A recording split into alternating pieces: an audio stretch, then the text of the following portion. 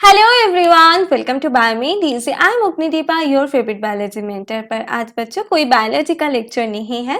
Thumbnail से तो देख ही पा रही हो कि आज मैं इन वीडियो में हर एक डिटेल्स एम्स कल्याणी के बारे में शेयर करूंगी। देखो, एक ही एम्स है वेस्ट बंगाल में, दैट इज एम्स कल्याणी। ठीक है, तो मेरे पास बहुत सारे बच्चों के मैसेजेस आते हैं कि मैम इस बार कट ऑफ क्या आ जाएगा, एंड इस बार मुझे ये मार्क्स स्कोर हो रहा है, एंड इसका फीस स्ट्रक्चर क्या है, मतलब क्या मैं अफोर्ड कर सकती हूँ, कितना सीट्स है बच्चों। हर एक डिटेल्स के बारे में मुझे पर्सनल मैसेजेस आते हैं बच्चों से।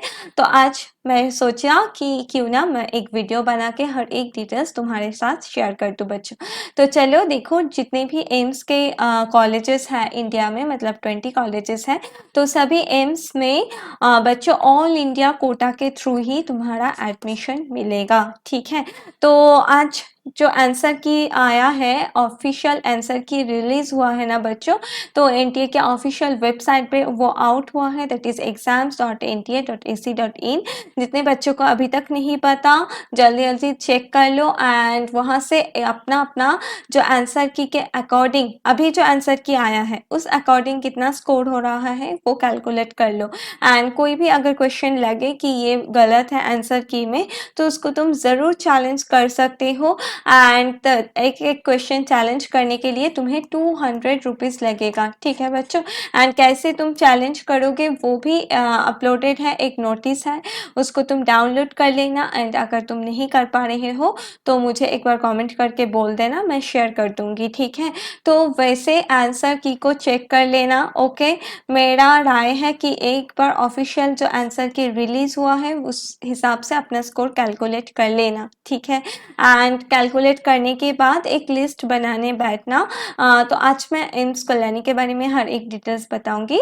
पर कल या परसों मैं वेस्ट बंगाल के जितने भी गवर्नमेंट कॉलेजेस हैं उसमें पिछली बार कितना कट ऑफ गया है एंड इस बार कितना कट ऑफ आने का चांसेस है, कितना सीट है, उस रिगार्डिंग एक वीडियो अपलोड कर दूंगी, जिस अकॉर्डिंग तुम अपना रिजल्ट के अकॉर्डिंग, स्कोर के अकॉर्डिंग तुम एक लिस्ट बना लेना बच्चों। क्योंकि जब भी वेबसाइट खुलेगा काउंसलिंग के लिए, तब क्या देखोगे बच्चों, जब भी देखोगे वहाँ पे तुम्हें सीट मैट्रिक्स मिलेगा एंड वहाँ पे तुम्हें अपना अपना चॉइस डालना पड़ेगा। ठीक है, एंड उस चॉइस के बाद उसको लॉक करना पड़ेगा, फिर तुम्हें रिजल्ट के लिए वेट करना पड़ेगा। एंड चॉइस देने के लिए ना, तुम हर एक कॉलेज में कितना कट ऑफ जा रहा है, पिछली बार गया है, इस बार कितना जा सकता है, अपने अपने स्कोर के अकॉर्डिंग एक लिस्ट तैयार करके रखना। ठीक है, तो चलो आज तो मैं बताने जा रही हूँ सिर्फ एम्स कल्याणी के बारे में। देखो बच्चों, एम्स कल्याणी में जो एडमिशन होगा वो सिर्फ और सिर्फ ऑल इंडिया कोटा के थ्रू होगा। ठीक है,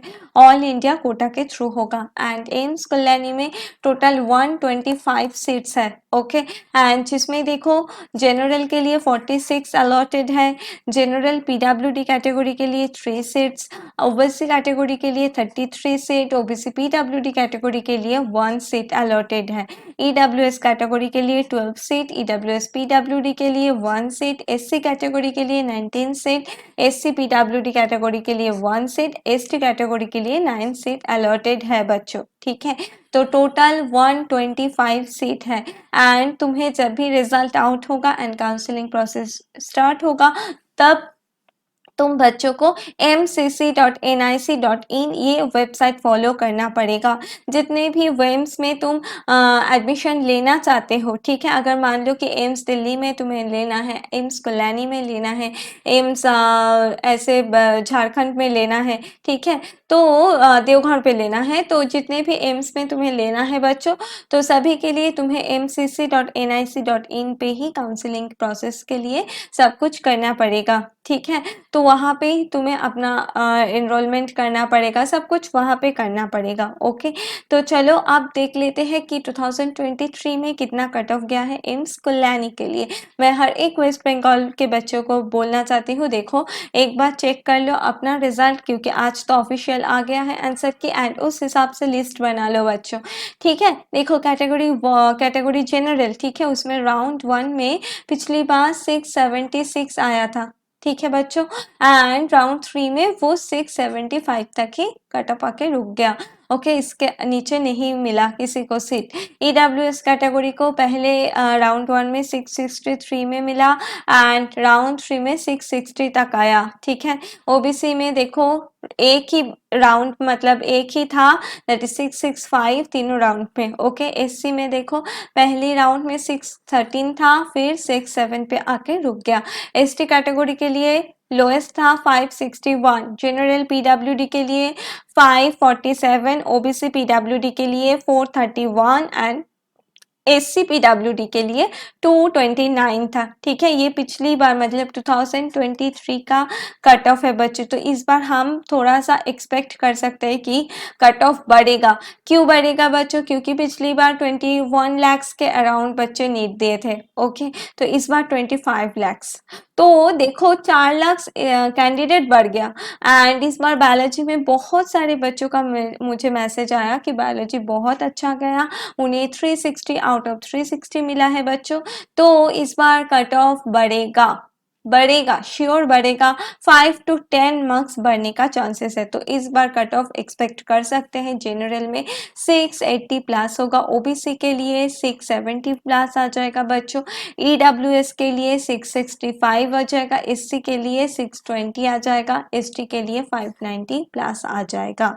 तो इसके ऊपर जितने भी बच्चों का स्कोर है वो एम्स कल्याणी को डेफिनेटली टारगेट करना। ठीक है, अगर इसके नीचे भी है, मान लो कि किसी का 670 भी स्कोर है बच्चों, ठीक है, तो पिछली बार तो मान लो कि 675 तक ही गया है जनरल का, एज सपोज मैं जनरल की ही अगर बात करूँ तो अगर मान लो इस बार तुम्हें 670 आया है तो तुम अप्लाई जरूर करना। ठीक है, राउंड 1 राउंड 2 में अप्लाई जरूर करना, क्योंकि क्या हो सकता है कोई भी नहीं बता सकता। ठीक है, कुछ हो सकता है, अगर तुम्हारे लक में है, किसी को मान लो कि कोई छोड़ के एम्स दूसरी जगह पे मिल गया उसको, तो वहां पे शिफ्ट कर गया, तो तुम्हें राउंड 3 तक भी मिल सकता है। तो इसीलिए मैं बोल रही हूँ कि अप्लाई जरूर करना, पर इसके नीचे अप्लाई करने का अभी तक कोई फायदा नहीं है। तो चलो, ये तो हो गया सेफेस्ट मतलब स्कोर कितना जाएगा इस बार। अभी इसका फीस स्ट्रक्चर हम डिस्कस करेंगे। देखो बहुत सारे बच्चों को मेरे पास मैसेज आता है कि बहुत क्या खर्च होता है बच्चों। मैम नहीं होता है, ठीक है, सिर्फ एडमिशन के लिए इतना सा ही अमाउंट लगेगा, दैट इज 5856। ठीक है, इतना सा ही लगेगा, वन टाइम है ये पेमेंट। ओके, एंड क्या क्या डॉक्यूमेंट्स लगेगा ये देखो। डॉक्यूमेंट्स क्या क्या लगेगा यहाँ पे सब कुछ है। तुम्हें एक मेडिकल रिपोर्ट भी चाहिए एंड वहाँ पे क्या क्या लगता है, X-ray, ECG, fasting blood sugar, urine analysis, complete haemogram and blood grouping, RH typing, COVID का सर्टिफिकेट, तो सब कुछ इसमें देना पड़ेगा। उसका एक फॉर्मेट है। ठीक है, जब काउंसलिंग मतलब वेबसाइट ओपन होगा, जब तुम एडमिशन में मतलब चांस तुम्हें मिलेगा एडमिशन करने जाओगे, तो उसका एक प्रॉस्पेक्टस है, वहाँ पे सब कुछ है। ठीक है, उसको प्रिंट आउट करके तुम्हें फिल करना पड़ेगा एंड ये मेडिकल रिपोर्ट भी तभी बनाना पड़ेगा, अभी कुछ नहीं। ठीक है, एंड ये तो फीस क्या। अभी देखो कुछ और भी फीस होते हैं, जैसे कि रजिस्ट्रेशन फी, पर देखो सिर्फ 25 rupees, caution money 100 rupees, tuition fee 1350, library fee 90, okay, student union fee 63। तो सिर्फ और सिर्फ 1628 मनी लगेगा एंड उसके साथ हॉस्टल रेंट के लिए 990, जिम खाना फी देखो यहाँ पे 220, pot fund 1320, electricity charges 198, mess security 500 and hostel security 1000 rupees लगेगा, मतलब यहाँ पे। और हॉस्टल चार्जेस को लेके 2228 लगेगा। इतना सा ही सिर्फ पैसा लगेगा, पर उसमें भी तुम्हारा कोर्स कंप्लीट हो जाने के बाद मतलब आफ्टर 5.5 ईयर्स, ओके, तो तुम्हें ये mess security and hostel security का जो मनी है दैट इज 1500, ये तुम्हें रिफंड मिल जाएगा। मतलब देखो कितना मतलब कम फीस में तुम एक कोर्स कर सकते हो, डॉक्टर बन सकते हो, तुम्हारे ख्वाब को तुम पूरे कर सकते हो बच्चों। ठीक है, तो इतना सा ही अमाउंट जो है लगता है एंड ये लगता है एंड एडमिशन के लिए वो 5,800 रुपये लगेगा एंड उसमें से भी कंप्लीट हो जाने के बाद तुम्हें ये 1500 रिटर्न कर दिया जाएगा, ठीक है। तो इतना सा ही खर्च होता है एंड इसके अलावा तुम्हारा बुक के लिए कुछ खर्च होगा एंड मेस के लिए कुछ अगर खर्च हो सकता है तो उसमें लगभग मान के चलो कि महीने में 4,000 तक खर्च हो सकता है, पर वो तुम देखो वो तुम्हारे ऊपर डिपेंड करता है, ठीक है बच्चों। पर इतना ही, बस इतना ही। तो इसीलिए मैं हमेशा बोलती हूँ बच्चों को कि जितना तुम मेहनत करोगे उस मेहनत का फल तुम ज़रूर पाओगे, ठीक है। तो तुमने 2 साल पढ़ाई पे इतना मेहनत किया, इतना फोकस रहा कि अब देखो तुम्हें पढ़ने के लिए कितना बच्चों को कितना खर्च होता है प्राइवेट में, जो भी अपना सपना पूरा करते हैं बच्चों। मैं बोलती हूँ कि हाँ ठीक है, प्राइवेट में भी करना है तो कर सकते हो, अगर तुम अफोर्ड कर सकते हो तो तुम डेफिनेटली अपना ड्रीम पूरा कर सकते हो। पर उस हिसाब से तुम कितने कम खर्च में एक मेडिकल मतलब एक डॉक्टर बन जाओगे, तो आगे की देखो इसीलिए मैं बोलती हूँ कि जब टाइम है, अभी जो टाइम है, जो नए बच्चे हैं क्लास 11 में है, क्लास 12 में है, सभी के लिए बोलना चाहती हूँ कि अभी जो वक्त है इस एक एक वक्त को बर्बाद मत किया करो बच्चों। हर एक टाइम को तुम अच्छे से यूटिलाइज करो। हर एक दिन स्कूल जाने के बाद, ट्यूशन के बाद, लेक्चर अटेंड करने के बाद 3 घंटे तो मिनिमम रखो नीट के लिए एंड 3 घंटे में तुम्हें 3 सब्जेक्ट कंप्लीट करना चाहिए। तुम अगर एक ही पेज पढ़ोगे या 2 ही पेज पढ़ोगे पर पढ़ना है, तुम्हें फोकस रह के पढ़ना है, ठीक है। तो अगर तुमने ये कर दिखाया तो तुम्हें भी एम्स मिलेगा बच्चों आगे, तुम भी एम्स में पढ़ने का चांस पाओगे, तुम्हें भी एम्स में पढ़ने का चांस मिल जाएगा। तो जितना तुम अभी हार्ड वर्क करोगे उतना तुम्हें लाइफ आगे चल के ईजी बन जाएगा। तो मेरी बात को याद रखना बच्चों, उस हिसाब से अभी से पढ़ते रहना एंड कोई भी एक वक्त ऐसा नहीं होना चाहिए कि तुम उसको मिसयूज करो। हर एक वक्त को अच्छे से यूटिलाइज करो, पढ़ लो बच्चों, तभी तुम्हें सब कुछ इजी वे में मिल जाएगा। कोई टेंशन नहीं होगा आगे चल के, ठीक है, कि इतना मार्क्स मिला के होगा कि नहीं होगा, कितना पैसा लगेगा, प्राइवेट में पढ़ना है तो उतना अफोर्ड नहीं कर पाओ, इतना सोचना ही नहीं है बच्चों, ठीक है, इतना सोचना ही नहीं। बस पढ़ते जाओ, फोकस करते जाओ, फोकस करके स्टडी करो, देखो तुम्हें हो जाएगा। ओके, सो सभी बच्चों के लिए ऑल द बेस्ट बच्चों। तो एक बार आंसर की को भी चेक कर लेना एंड चलो जो नए बच्चे हैं जो करना चाहते हैं नेक्स्ट ईयर या 2026 के लिए प्रिपेयर हो रहे हैं, सभी को ऑल द बेस्ट बच्चों अभी से, ठीक है। तो चलो बाय।